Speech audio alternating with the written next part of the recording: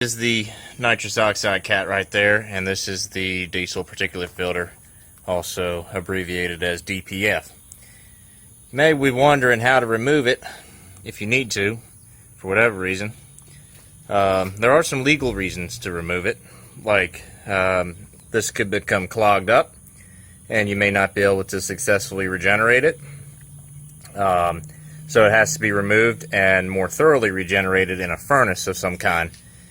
Or maybe it's full of ash, because ash doesn't regenerate and eventually it accumulates a lot of ash. And it can be washed out. You could probably do this at home with a garden hose or something, then get some of the ash out and have some more life out of this thing, because these are expensive to replace. I think they also have a chemical that you can put in here to help break that down and clean it out. Starting with one of the electrical connectors, this is the temperature sensor that's right after the Knox cat. This tab pulls to the side. Using a little flathead screwdriver can help. Then there's a little tab you got to push on the bottom, and then simultaneously you can pull the connector out like this, and that's it. Just leave it hang. You can always remove the sensor when the whole unit is off the truck. It'd be a lot easier to do it that way than underneath it here. So now we're on the inside of the frame once again at the Knox cat. This one you have to pull off the frame, and it's got a yellow tab that slides up, and then you can disconnect the connector. And this one up here, I don't think we need to worry about.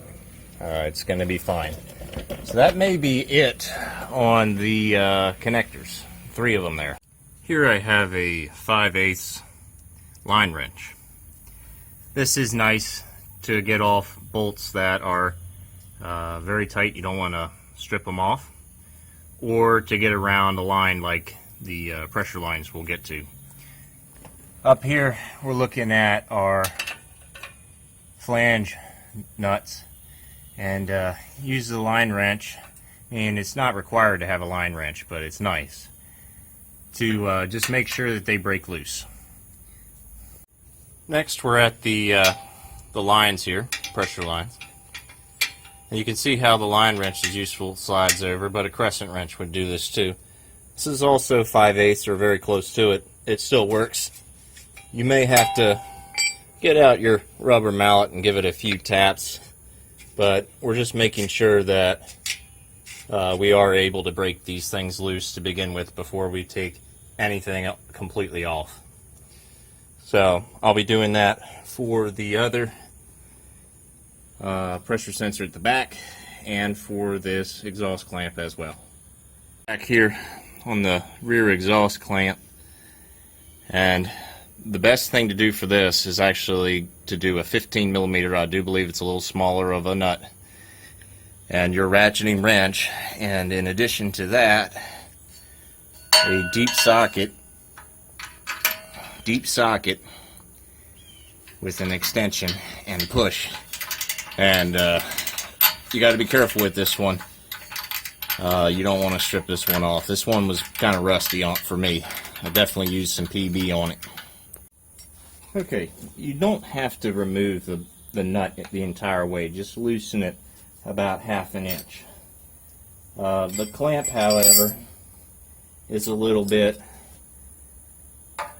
it hasn't loosened on its own, so just a few taps like that. That should loosen it enough to just move it back down the mid pipe there. Let me see if I can finish that off for you. There we go.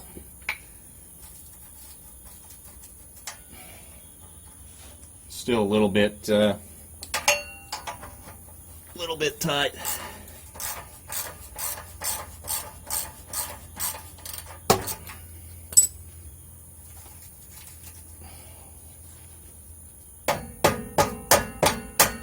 Just rust here. We're breaking loose. It'll come off. So what I'm going to wind up having to do is take the nut all the way out, drop the bolt, and I'm reaching up over the frame here to get a nice grip on it. So we're going to take this 15mm nut out, and then we're going to punch out. Can't even see it, but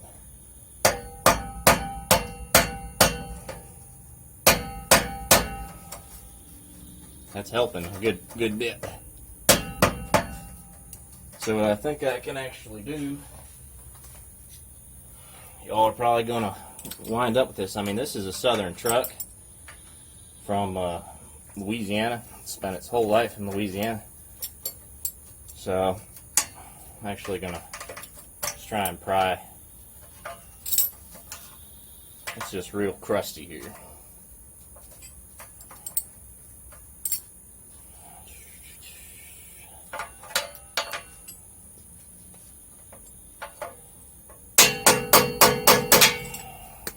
So, without dragging this section out too long, you can see what I'm up to here and what I'm dealing with. We will get it. Okay, now we have the pressure sensors. We're going to go ahead and take them completely out, which you might be able to do by hand. It's a little crusty here. Okay.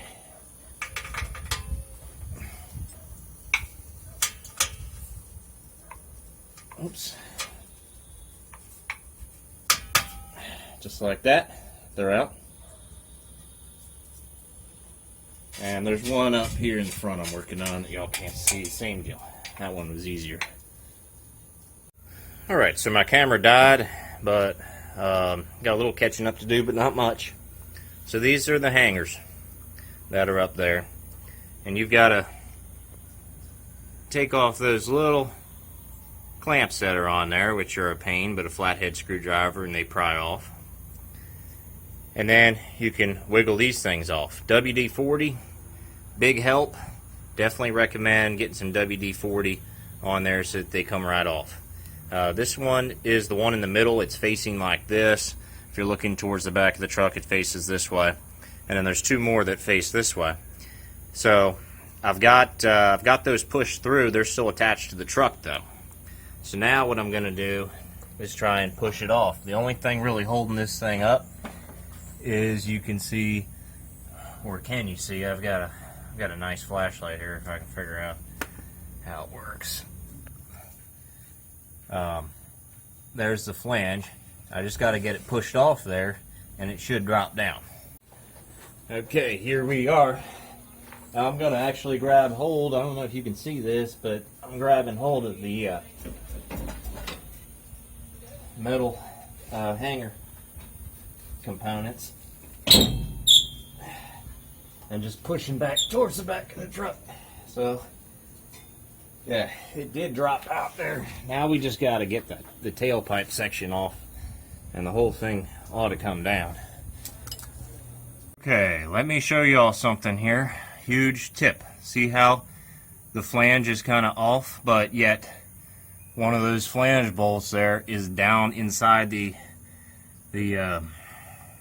downpipe there. That's what you want. So you got to get it out by pushing back towards the rear of the truck, and then bring it back forward into the truck while lowering it inside like this. You can see that the flange is flush up against where it used to be mounted. That way you can come back here and start wiggling this, and it'll slowly start coming out.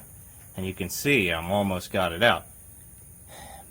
I'm putting my foot on the muffler and then pushing this way, and that's how to get it out. You really got to wrestle with it, and I did put a bunch of PB on there because it was pretty rusty. Alright, so question is, can we finish this thing off? The answer is probably yes.